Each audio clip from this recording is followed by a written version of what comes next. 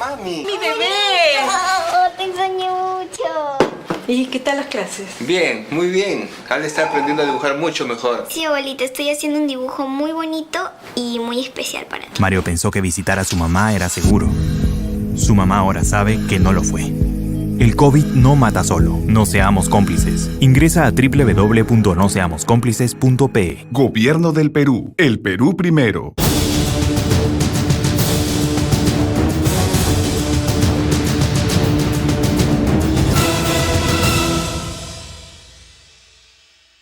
¿Y por qué esta entrega a usted le puede parecer? No sé, me imagino que resulte tan difícil para tanta gente. Porque hay quienes sí lo son así, por naturaleza, otros por vivencias, por experiencias que han tenido, pero hay mucha gente que suele ser más individualista o egoísta o indiferente en todo caso. ¿Qué hace falta para que la gente deje de ser así? Aprender lo que yo aprendí.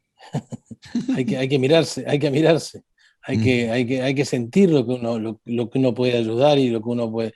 Yo conozco tanta gente tan generosa que me han enseñado tanto en esta vida, pero gente que es generosa de verdad, gente que tengo amigos que son parte de toda esta historia del colegio que tienen chicos de canteriles que los tienen viviendo en sus casas Ujú. y que los llevan a trabajar a restaurantes y que los ayudan y que han hecho obras sociales enormes, de las cuales yo tengo una participación muy pequeña, pero los ayudo en todo lo que puedo. Pero hay gente que es mucho más generosa de lo que yo soy y que han hecho cosas maravillosas. Ujú. Comprendo. Hay gente que tiene un corazón enorme y que tienen una bondad que es inigualable, que no tiene límites. Ujú. Yo estoy lejos de eso todavía. Sigo aprendiendo todos los días. Eso es importante, aprender todos los días, darse cuenta, ser consciente de que hay muchas cosas más por aprender y que Pero por favor, así es. Bueno, es que hay gente hay que mucho cree más para saber dar. todo. Ese es el problema, ¿no? Y son los que más resaltan. En cambio, a mí me parece fantástico. Después de toda una experiencia de vida tan fuerte como la que le tocó vivir, siga siendo una persona tan sencilla como cualquier otra y que tenga la humildad de decir que todavía le falta aprender, ¿no? ¿Cómo comienza a descubrir que esta es una seguidilla de aprendizaje, más allá de lo que uno siempre sabe, ¿no? Yo no he vivido estas cosas, mucha gente no ha vivido lo que usted vivió y decimos, no hemos aprendido todo, nos falta aprender, de todo se aprende, pero creo que después de una experiencia como esa, uno comienza a darse, se abre la vida y se abren los ojos hacia otras cosas. El entendimiento es completamente diferente, Y uno va pero aprendiendo con los golpes que uno recibe en la vida, con sensibilidad, con las cosas que uno va viendo, con las vivencias que uno tiene, aprendiendo con la gente que está al lado de uno, participando con esas personas, que esas personas te llamen para colaborar con ellos, que, que te hacen participar, que te hacen sentir bien con lo que estás haciendo, no sé, es que la corriente, que te dejes llevar por la corriente, ujú, que te dejes llevar por los que son más generosos que tú y que los acompañes ujú. y que aprendas a cómo compartir todo eso. Ujú. ¿Cómo uno puede llegar a librarse de una culpa sin ser culpable? Si fuiste culpable no te vas a liberar nunca. Tenés que Ujú, transmitírselo a alguien que te libere. ujú, No te lo guardes. ujú. Claro. Esa pregunta en realidad a mí me ha nacido en este momento porque recordé el documental de la película del año 92, en la que usted habló de que le tardó muchos años darse cuenta que no era culpable o que no se sentía, que dejar de sentirse mal después de todo lo que había pasado.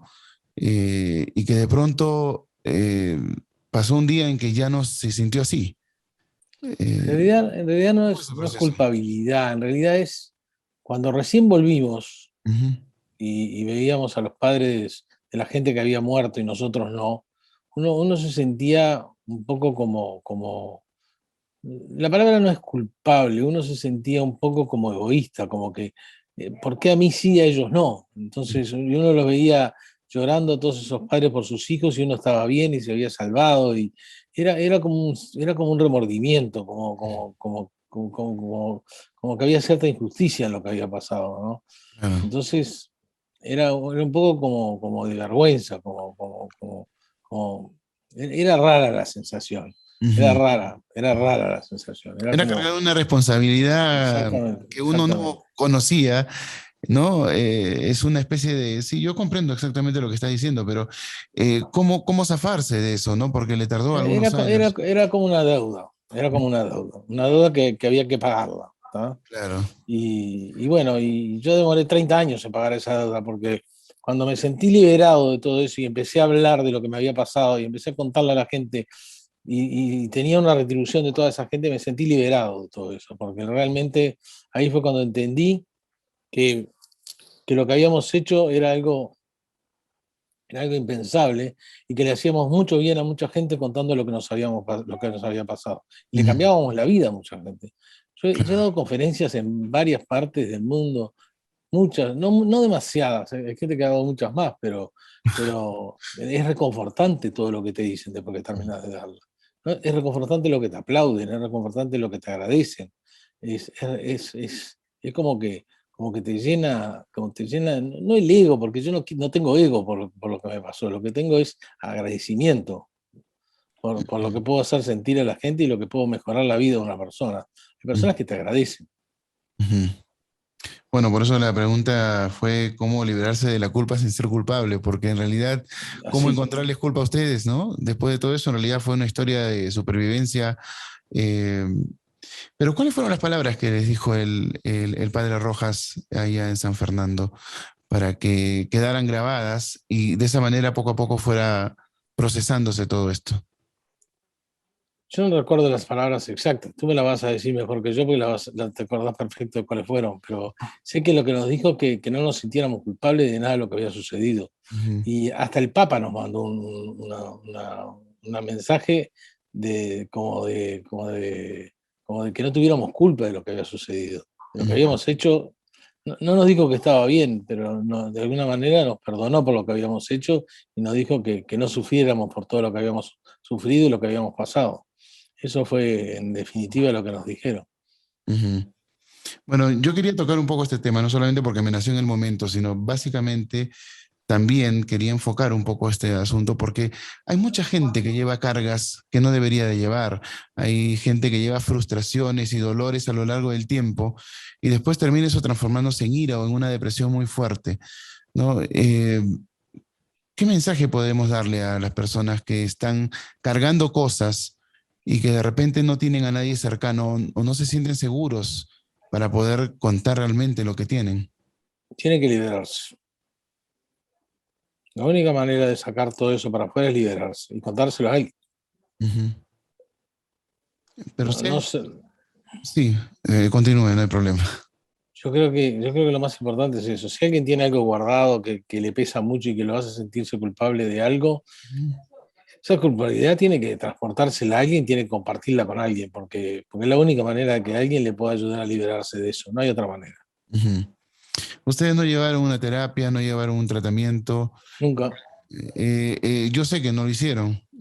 ¿Cómo lograron ustedes salir solos de todo esto? Eso es una interrogante muy grande porque ciertamente tampoco existe un caso previo como para que existiese una experiencia también para los profesionales en lo que es la salud emocional. Eh, pero ustedes salieron y hoy en día no están cargando un tema de traumas, no sufren de pesadillas ni Un cosas de ese tipo. profesional un día nos dijo que, que la, que la psicología y que el tratamiento lo habíamos hecho allá arriba de nosotros mismos. Ujú, Esa fue la respuesta que nos dieron. ujú. Supongo que habrá sido así. Bueno, me parece bastante inteligente la respuesta, la verdad, porque crearon toda una sociedad. De más personas quedaron 16, pero fue una sociedad Es que básicamente. nosotros compartimos todo lo que hicimos, lo compartimos. O sea, no teníamos nada que ocultarle a nadie. Lo Ujú. compartimos y lo decidimos en conjunto y lo decidimos todos juntos. Pero eso fue una forma de liberarse también, ¿no? Yo creo, Ujú. Me yo creo parece que que fue así. y hablando de esto, todas las decisiones se tomaban en conjunto o de repente los líderes del grupo, me refiero a los mayores, los primos. Todo fue medio hablado entre todos. Ujú, Creo que algunas decisiones se deben haber tomado medias. O sea, Las decisiones de quién iba a caminar las tomó Nando. Nando fue el que decidió quién lo acompañaba. Nadie le iba a faltar el respeto a Nando y decirle, no, tú no vas a poder. Nando había pedido a su madre y a su hermana y estaba decidido a salir de ahí para encontrar a su padre y contarle lo que le había sucedido. O sea, nadie se iba a interponer en una decisión de ese tamaño, ni con Nando que tenía un espíritu y una fortaleza enorme para salir de ahí. Salvo algunas decisiones particulares como la de Nando, que él autoasume que iba a ser el liderazgo de la salida final, esa nadie se la iba A quitar, ni a cambiar. a quitar ni a cambiarla, porque él era una persona muy respetada, él ya había tomado esa decisión, había perdido a su hermana y a su madre, y él había decidido que iba a ir a buscar a su padre para contarle lo que había sucedido. O sea que nadie se iba a interponer frente a una decisión de ese tamaño y frente a un Nando que era una persona sumamente respetada dentro del fuselaje. Entonces, era inviable. Y no sé qué otras decisiones pues, se pueden haber tomado en particular, pero cuando se fue a la cola se decidió entre todos, cuando se decidió si hacíamos funcionar la radio o no, todo el mundo opinó, algunos más, otros menos. Siempre había alguien que le daban los títulos a las personas que estaban más capacitadas para tomar ciertas decisiones, como a Roy se le dio la decisión de la radio porque era estudiante de ingeniería, y a Roberto se le dio un poco la medicina porque era estudiante de medicina. O sea, los títulos en honoris causa fueron dados de acuerdo a la capacitación o al origen que tenían de sus padres o de sus estudios. O sea, Claro. eso funcionó así, pero fuimos todos muy respetados y todos tuvimos voz y voto durante los 72 días. En la película se ve una oposición quizá a una de las decisiones más difíciles, que fue la de comer la carne humana. Hubo realmente varios de ustedes que se opusieron en un inicio. Sí. ¿Cómo fue este desarrollo?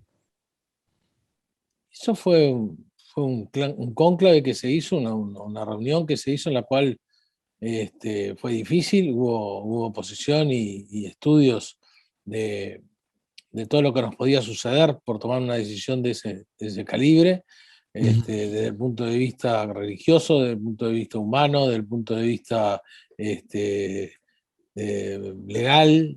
Evaluamos todas las posibilidades de lo que nos podía suceder por tomar esa decisión. Hubo gente que lo aceptó y que lo cumplió rápidamente, y hubo gente que no. ¿No?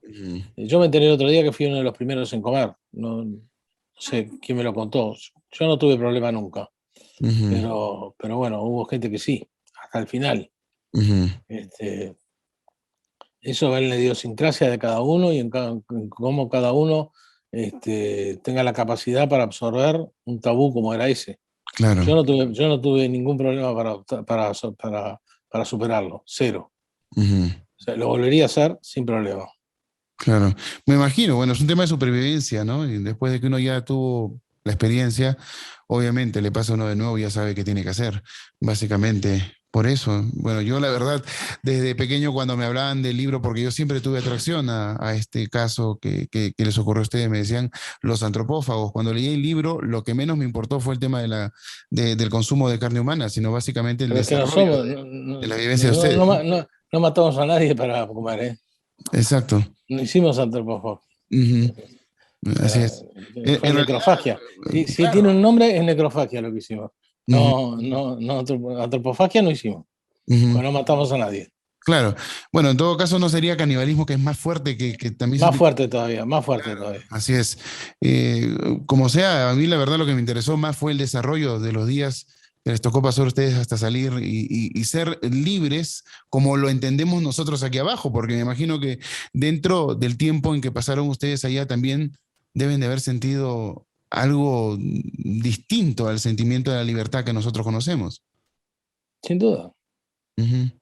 ¿Cómo se siente esa libertad en la montaña, en el contexto en el que ustedes atravesaron? En la montaña todos los días teníamos que acomodar nuestra cabecita para pensar que podíamos salir. Era una lucha diaria para sostenernos y pensar que al día siguiente íbamos a tener otro día igual y que no sabíamos por cuántos días íbamos a tener todos esos días para poder salir de ese lugar. O sea, era una lucha diaria y difícil. Y dentro de este tiempo hay un grupo de ustedes que lo ven que encontraron un espacio de espiritualidad muy fuerte, que sintieron la cercanía de Dios. Y hay otros que creen que esto fue más un esfuerzo humano, sin desmerecer tampoco la divinidad. Yo, ¿Cuál fue su punto? yo creo que es una mezcla. Ujú, Yo creo que es una mezcla de las dos cosas.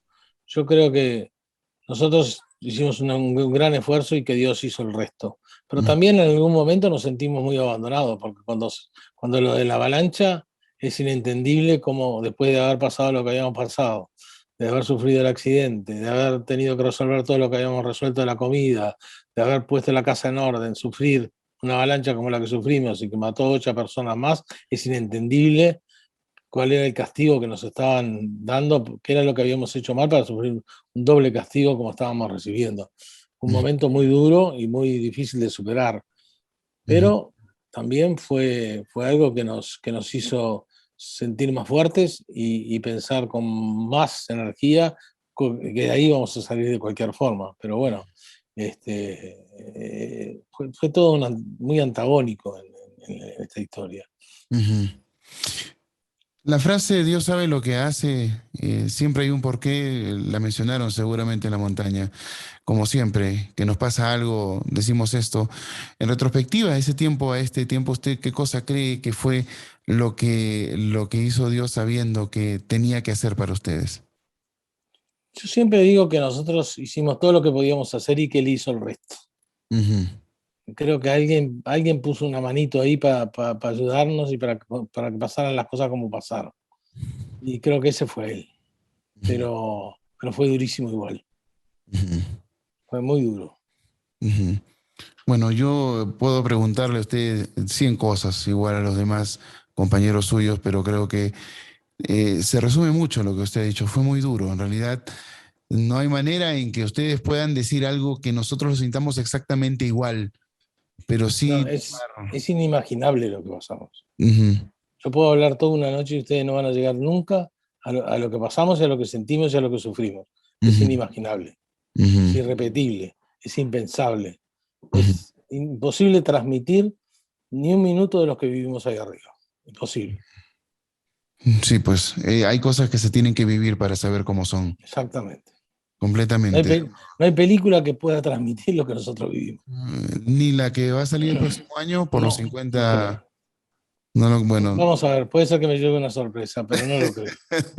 Bueno, le hice la pregunta porque Daniel Fernández, cuando conversé con él, me dijo de que esa película sí iba a tener momentos más reales, ¿no? Eso es bien probable. Eso es Ujú, bien probable. Creo que va a ser un poco más la realidad de lo que vivimos, pero que sea lo que realmente vivimos va a ser muy difícil. ujú. Yo también creo lo mismo. Va a ser muy difícil. Tendría en todo caso que hacerse una serie con capítulos diarios de 72 o 73 días para que se comprenda un poco más incluso, porque una película tiene un tiempo limitado y hay cosas que son tremendamente artísticas que de todas maneras se tienen que dar. Pero igual, si ya tenemos un libro base y muchos de ustedes han escrito libros también, y la humanidad todavía no termina de comprenderlo, pues definitivamente esto se tendría que vivir para comprenderse a plenitud. Pero ¿sabe qué? La pregunta que le hice tú tiene que ver con algo, ¿no? Yo siempre he pensado que esa frase, Dios sabe lo que hace, es más actual que vívida en ese momento, o tiene dos etapas, porque todo el mensaje que ustedes le vienen dando al mundo a través de sus conferencias, a través de los libros, de las entrevistas, es ese motivo. O sea, había que cambiar vidas. No solamente cambiaron las vidas de ustedes, sino están cambiando más vidas a lo largo del tiempo. Y con la sabiduría que han acumulado, creo que al final de cuentas, yo no voy a decir valió la pena porque sería cruel hasta decir esto, pero creo que para las personas que reciben el mensaje sí vale la pena el escucharlos y el encontrar un sentido más hacia lo que vienen haciendo y hacia lo que vienen viviendo, porque la gente por lo general anda confundida. Esa es la respuesta, el por qué y para qué, Ujú. lo que podemos cambiar a la gente. Y es fantástico, la verdad, es fantástico. Pero qué pena que hayan tenido que vivir algo tan, tan difícil, tan complicado. Eh, en el día del rescate usted pudo correr a pesar de la pierna. No, no corrí, caminé un poquito nomás. Bueno, la idea es que llegó de los primeros al helicóptero, ¿verdad? Fui el primero en llegar. ¿Cómo fue Pero ese, también pero paró al lado mío también. cómo fue ese día? ¿Cómo sintió esa emoción de saber que ya Fue, se iba a fue ir de la, la fue la montaña? sinfonía y la alegría más grande de nuestras vidas cuando aparecieron esos helicópteros. Ujú, Fue un final feliz. ujú, Siempre digo que después de todo ese esfuerzo y de todos esos días que pasamos en los cuales vivimos de todo, porque vivimos esperanza, vivimos alegría, vivimos momentos crueles como la avalancha, vivimos también momentos de tristeza, momentos de ansiedad cuando esperábamos las caminatas y no sabíamos si llegaban o no llegaban. Cuando ujú, llegaron esos helicópteros fue el momento de mayor felicidad de nuestros días. O sea que también fuimos muy felices cuando ujú. se terminó la historia, ¿no? Claro. Con, dejábamos un lugar que fue nuestro, que nos perteneció durante 72 días en los cuales aprendimos mucho, crecimos mucho, este, aprendimos muchísimas cosas que no habíamos aprendido porque éramos unos chicos muy jóvenes todavía a esa altura de la vida. Ujú, Compartimos cosas muy íntimas con ciertos amigos que son inseparables y que nunca los vamos a poder olvidar en nuestras vidas. Y bueno, y creo que eso tiene un valor intrínseco que nadie lo puede separar y que nadie nunca nos va a poder juzgar y que es único y que ujú, nunca más lo van a poder recrear y nunca más nadie, nadie lo va a poder, no se va a repetir, ¿tá? Y ujú. espero que no se repita porque fue de las cosas más duras que vivimos en nuestras vidas, ¿Qué momento fue el más duro allá en la montaña? la avalancha. Fue el más complicado para ustedes. Para Después, mí, después de un golpe, el remate, algo así como eso. para mí, sí, Sí, no comprendo. sé para el resto. No, no, claro, es que la Cada idea uno tiene es saber. cada uno tiene sus Exacto, sentimientos. exacto. ¿Qué es lo que golpeó más fuerte, no? La avalancha, me imagino que sí, por estar, por todo lo que pasó en la avalancha, más los días, estar prácticamente tullido dentro del avión en un poco espacio, con nieve. No solo fue eso, Ujú. la tristeza de perder 8 personas. Claro, claro. No Eso lo fue quise mucho peor. mencionar, solamente por eso dije, con todo lo que conlleva, ¿no? Pero en realidad fueron muchos factores. Pero eso de perder 8 personas en Eso solo fue lo minutos. peor, eso fue lo peor. Ujú. ¿Cómo lo rescataron en esa avalancha? ¿Cómo A pasó ese mí, momento? Sí, ¿cómo pasó ese momento? yo estaba en una hamaca, a mí no me tapó la nieve. Ah, o sea, estuvo como con el Vasco de Chavarren y también Yo estaba junto con el Vasco y con Arturo. con Arturo. Ajá, Exacto. claro. Estuvo allí. Entonces, entre ustedes, pues, más bien comenzaron a rescatar a los No, compañeros. yo no podía, yo estaba tapado por nieve y por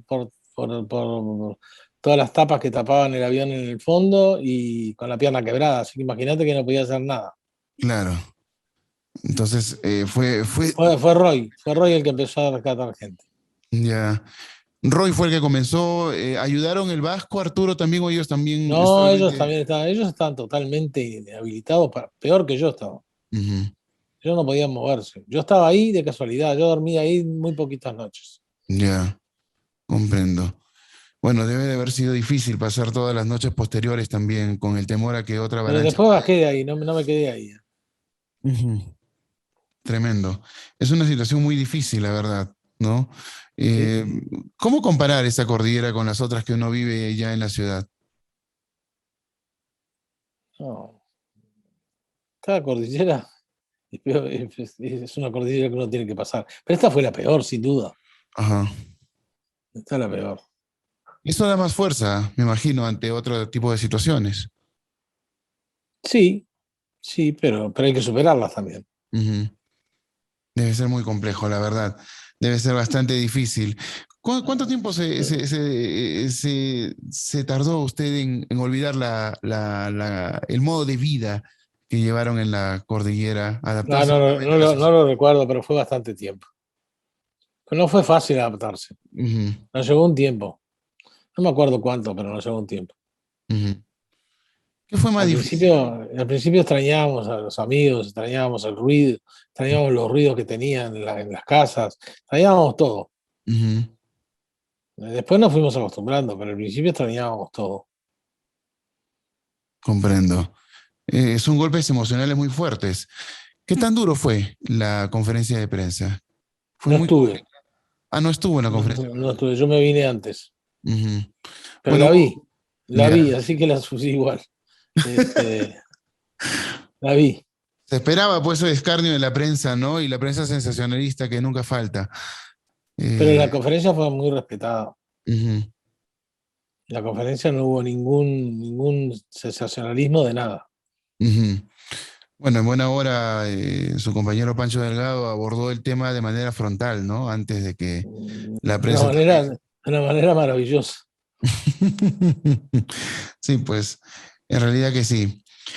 Y hoy en día está rindiendo el homenaje también a los compañeros a través del vino Numa, ¿verdad? Numa es un vino. Ujú, Los vinos se llaman Valle de las Lágrimas, ujú. ¿ah? Que es el lugar donde nos caímos. Ahora el 16 tenemos otra comida que se va a hacer a beneficio de los tréboles, en el cual los sobrevivientes vamos a firmar botellas y se van a donar para los tréboles. Esas botellas van a ser otras botellas, no van a ser Numa. Numa Mm, fue una botella que se hizo para homenajear a todos los que no volvieron. Numa fue el claro, último a morir, sí. pero el Numa es una botella, un vino de varios que hago. Hago varios vinos. Ujú. Bueno, la verdad es que yo lo mencioné porque es cierto, o sea, no es fácil dar un homenaje y hacerlo como usted lo ha hecho es algo que a mí me parece fantástico, ¿no? Sobre todo también cuando vi esto de la información del vino El Valle de las Lágrimas, con la cantidad de estrellas en el cielo, el perfil de su esposa también en la etiqueta, y bueno, al final de cuentas, son sentimientos que uno va a guardar toda la vida, pero yo lo que resalto es la nobleza que se ha tenido a través de esto. Yo le digo siempre, me dice, ustedes escribieron libros, yo hago vinos. Los libros se venden una vez, los vinos se venden todos los días. Es cierto, y el recuerdo se mantiene vivo también, ¿no? Exactamente. Es espectacular todo esto. Bueno, la verdad, a mí me ha dado un enorme placer haber conversado con usted. Ojalá podamos Igualmente. conversar más adelante. El mensaje que quisiera que de repente dé al final es hacia la valoración de la vida y también hacia el hecho de cómo poder tener muchos líderes y que no se quiebre un proceso de liderazgo en cualquier situación de la vida humana, sea en el trabajo, sea en los estudios, sea en la misma casa. ¿Cómo se puede mantener eso? ¿Cómo se puede valorar la vida ante distintas situaciones duras? Yo creo que la vida hay que vivirla con toda la intensidad que uno pueda y uno tiene que valorar la felicidad. Y la felicidad es algo que no se compra, es algo que se merece. Y para merecerla hay que entender cuánto más importante es dar que recibir. Y ese es el mensaje que les voy a dejar. Fantástico, la verdad que fantástico. Agradezco su atención, la humildad que tiene y obviamente es maravilloso conversar con una persona que tenga un nivel de sabiduría como la suya. Le Muchas agradezco mucho gracias. haber estado aquí con nosotros y como le dije, espero que no sea la única vez que conversemos, sino también más adelante podamos nosotros dialogar. De repente se da esa oportunidad. Dios lo permita así. Bueno, a las órdenes, un gusto. Muchas gracias. Estuvo con nosotros A ver. Álvaro Mangino, superviviente de la tragedia de los Andes, también conocida como El Milagro de los Andes. Ok, muchísimas gracias. Buenas noches. Buenas noches.